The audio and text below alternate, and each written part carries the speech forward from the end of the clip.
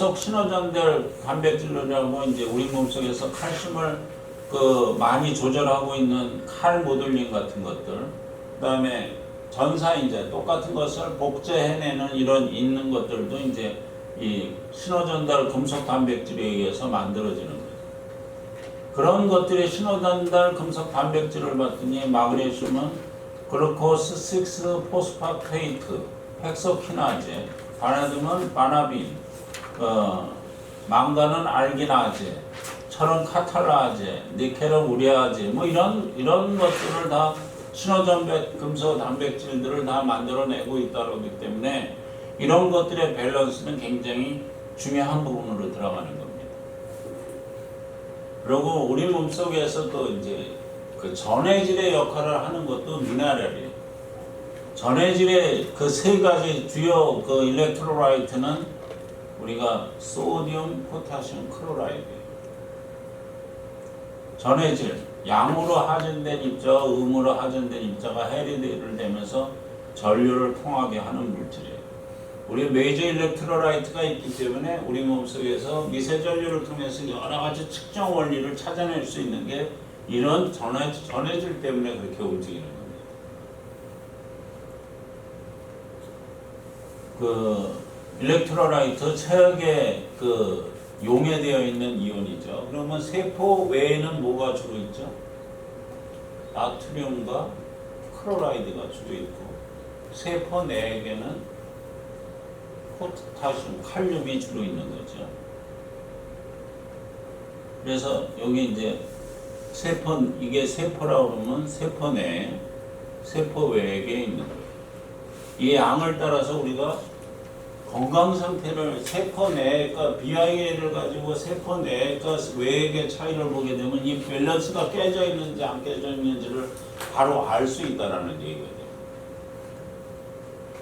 그리고 미네랄들은 서로 밀고 당기고 해요. 이게 뭐 복잡하게 상호를 도와주는 것들도 있고 상호 배제하는 것들도 있고. 그러니까 인하고 망간하고는 서로 밀어내요.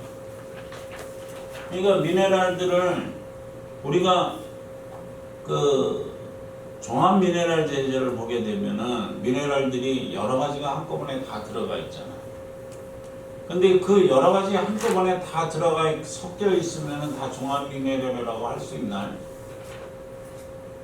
없어요.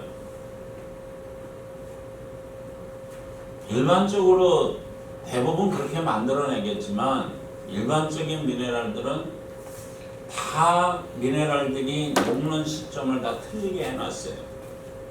서로 상호작용 때문에 그래요. 그게 안 돼 있는 미네랄들은 효과가 없어요. 먹어도 효과가 없는 거예요. 하나하나가 녹는 속도가 3시간 이상 차이가 나게끔 높게 만들어놨어요. 서로 기량을 해서 아무것도 못하게 흡수를 만들어 놓게 되면 그런 미네랄 제제는 복용해봐야 소용이 없어요. 그래서 미네랄 제제를 쫙 딸라보면 많은 알갱이들이 같이 붙어있는 것을 볼 수 있어요. 우리가 콘택 600이 알갱이가 이렇게 싹 있어가지고 그게 녹는 시간을 다 틀리게 해놓은 거잖아요. 그래서 12시간을 계속 지속되게 해놓은 거거든요. 우리 지금은 공급이 지금 안 되고 있지만 바미 시럽이라는 미네랄 제제가 있었어요. 근데 그것도 전부 다 코팅을 해놓은 거예요. 미네랄 비타민이 다 코팅을 해놓은 거예요. 비타민은 공기하고 접하면 어떻게 돼요? 바로 산화돼서 제 역할을 못하죠. 근데 다 코팅을 해놓으면 그 상관이 없어요. 그래서 이게 왜 이제 처음에 그걸 수입을 해왔더니 많은 병원에서 왜 이렇게 알갱이가 뜨느냐 이거야. 예? 그래서 알갱이가 뜨는 게 당연한 겁니다. 이게 콜라이드 형태로 되어 있으니까 흔들어서 그게 미네랄, 비타민이 다 코팅 하나하나로 되져 마이크로 엔캡슐레이션 되져 있기 때문에 그런 겁니다. 이렇게 얘기를 했더니 그때서야 이게 이런 거구나 이런 생각을 하고 있는 거예요. 이게 미네랄들의 상호 흡수 작용에 따라서 전부 틀려지게 되져 있는 거예요. 근데 모르겠어요. 얼마만큼 회사들이 그런 작용을 위해서 다시 코팅을 하고 그걸 압착을 하고 이렇게 만들어졌는지는 잘 기능성 식품에서 약은 다 그렇게 만들어 놨어요. 근데 기능성 식품에서는 섞어서 그냥 해놓으면 되는 줄 아는데 그건 아니라는 얘기죠. 그렇게 만들어져 있는 것을 여러분들이 골라서 판매를 해야 된다는 얘기예요. 그리고 미네랄들은 역할이 다 틀려요. 사람마다 탤런트가 틀리듯이 미네랄들도 역할이 다 틀려서 면역계에 작용하는 미네랄, 에너지 생산계에 작용하는 미네랄, 호르몬계, 비타민 생산, 조혈, 효소, 근골격계 역할이 다 틀리다라는 얘기예요. 그런 역할이 틀린 미네랄들이 없으면은 이게 문제가 생기는 거죠. 여기 그로스 호르몬이라는 거 있죠. 성장 호르몬이라고 얘기하잖아요. 근데 성장 호르몬을 투여를 했는데도 키가 안 크는 애들이 있어요. 그건 뭐냐면 근골격계를 자라게 해주는 미네랄들이 아주 부족한 애들한테는 성장 자체가 호르몬을 투여를 해줘도 안 된다는 얘기예요. 그래서 그 상계백병원의 박미정 소아 성장 클리닉을 하고 있는 이 사람은 꼭 미네랄 레벨을 먼저 검사하고 나서 그 다음에 얘는 이런 미네랄들이 특히 여기서 망간하고 아연이 모자르면은 키가 안 커요. 성장판이 크질 못해요. 그러니까 그런 애들은 아예 호르몬을 투여하지 않고 미리 그거부터 줘요. 그 다음에 호르몬을 투여를 합니다. 아까 이제 성장 장애를 일으키는 것 뒤에 하지만 이 두 가지 미네랄이 모자르면 성장 장애를 일으킬 수뿐이 없다라는 얘기예요. 이걸 도와줘야 되죠. 그 다음에 이제 아연이 많이 쓰잖아요. 아연, 구리, 철, 셀레늄은 면역에 관계돼요. 근데 이게 골골하는 애들은 대부분 이게 결핍되어 있어요. 그리고 잘 성장도 안 되고 이런 애들이 이게 결핍되어 있는데 이것을 딱 검사해봐서 이렇게 나오면은 이걸 먼저 보충해 주는 게 가장 큰 일이에요. 근데 이게 시기로 될까요? 애들 제대로 먹이지도 못하는데 이제 그런 문제점들은 이제 해결해 나가야 되는 거죠. 그래서 여기 미네랄의 역할이 이게 교과서에 나온 거예요. pH를 조절해 주는 거, 삼투압을 조절해 주는 거, 신경자극, 근육의 탄력성 유지, 효소 반응의 활성화하는 게 이게 효소의 구성 성분으로 쓰이는 거, 인슐린을 만드는 데 쓰이는 거, 비타민 B12를 만드는 데 코발트가 쓰이는 거, 갑상선 호르몬 요오드가 쓰이고 헤모글로빈, 철 이런 것들이 다 고유 역할을 한다는 얘기죠. 그러면 그 미네랄의 성분 알았을 때 이런 게 많이 모자라면 이 사람은 이런 문제점이 있겠구나 하는 것들을 유추해 볼 수 있다는 게 기능의학 검사의 가장 큰 장점이라고 할 수 있는 것들입니다. 그 다음에 미량원소의 필요량, 철 이거 다 교과서에 나와져 있어요. 근데 이게 혼동을 하는 게 이것만을 가지고 요것만큼을 줬다고 충분량을 줬다라고 생각하는 선생님들이 너무 많다라는 얘기예요. 이거는 흡수율은 상관하지 않은 거예요. 이거는 이만큼이 일일 필요하다라고 하는 건데 실제는 여기에 곱하기 4, 어느 건 곱하기 10, 어느 건 곱하기 3 이렇게 해줘야지만 그 양이 맞아 들어가는데 일반적으로는 4를 해줘야 된다는 얘기예요. 이 용량이. 그 다음에 흡수를 도와주는 영양물질이 있어요. 칼슘 하나 준다고 달랑 들어가지 않아요. 네? 칼슘을 들어가기 위해서는 아미노산 라이신이라는 아미노산이 있고 그 다음에 필수지방산이 있고 마그네슘, 망가니스, 포스포러스, 비타민 A, C, D, E가 이 칼슘하고 서로 연계돼서 흡수를 도와주는 거라는 얘기죠. 그래서 이제 이걸 보면 어떤 얘기를 하게 되냐 하면은 모발 검사를 하고 나서 주는 영양소가 거의 대동소이해요. 비슷해요. 왜냐하면 필수적으로 들어가는 게 에센셜 패티 애시드는 거의 들어가요. 포스포러스가 다 들어가 있기 때문에.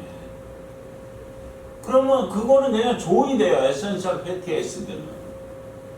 그 다음에 미네랄들을 왜 이거 칼슘만 따로 단독적으로 쓰지 않느냐 그러는 게, 아주 현격하게 모자랄 때는 단독적으로 쓰지만 그렇지 않을 경우에는 복합적으로 흡수를 도와주는 영양물질이 같이 들어가줘야지만 제 역할을 하기 때문에 그렇게 해주는 거예요.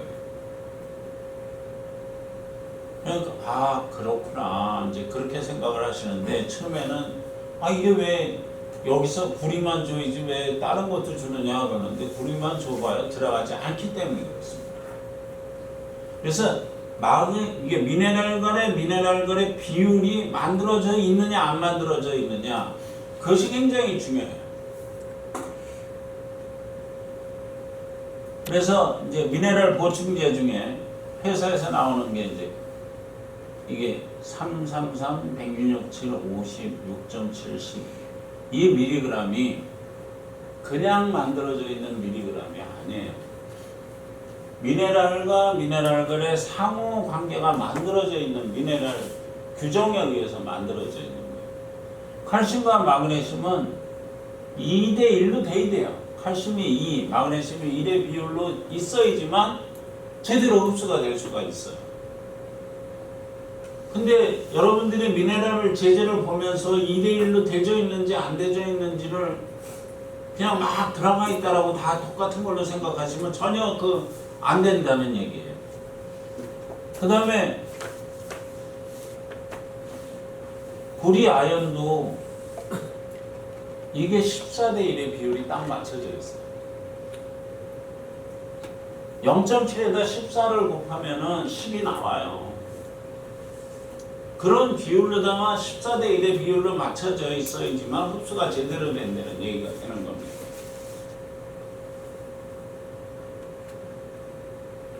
그래서 미네랄 여기 이제 칼트레이스를 이제 뽑아냈는데, 여기는 이제 미네랄 공급제로만 하고 있어요. 미네랄 공급, 미네랄들이 다 들어가 있죠. 복합 멀티미네랄 제제죠. 근데 어느 분이 이거를 쓰면서 멀티미네랄 제제를 줬는데 왜 살이 빠지는 거야? 이런 얘기를. 그 학생 하나가 10kg이 빠져버렸어. 이것만 먹고. 네? 그것도 한 4개월 만에. 네? 왜 빠지는 거야? 그러는 거예요. 그래서 그 빠지는 이유가 있습니다 하는 게 포타슘 때문에 그렇습니다. 그래서 예? 포타슘 33mg, 이게 포타슘을 가지고 있는 미네랄 제제가 거의 없어요. 포타슘을 함유하고 있어서 세포 내의 체액 밸런스를, 세포 내과 세포 외의 밸런스를 바로 잡아준 거예요. 세포 내과 세포 외의 밸런스를 바로 잡아 물의 흐름이 바뀌면 체중이 빠져요. 물의 저류는 세포 외에 주로 있어요. 물이 많이 가지고 있는 거예요. 그러면 그걸 우리가 보통 물살이라고 얘기하죠. 예? 그런 상태가 되니까.